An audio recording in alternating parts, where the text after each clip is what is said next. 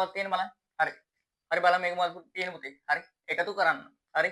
1 බෙදීම x ධන 3 බෙදීම 2x. හරි. මොකක්ද තියෙන්නේ?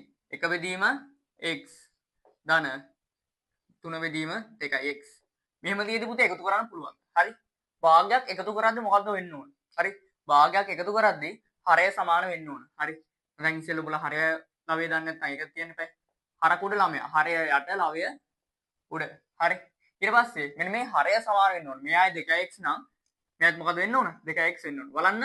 ඇයි x 2x කරන්න පුළුවන් නේද පුතේ? හරි. ආයි දෙන්නම වෙනස් කරන්න ඕනේ නැහැ. x 2x කරන්න පුළුවන් නේ. 1 බෙදීම x ධන 3 බෙදීම 2x. හරි. අර එහෙනම් 2x තියෙනවනේ පුතේ.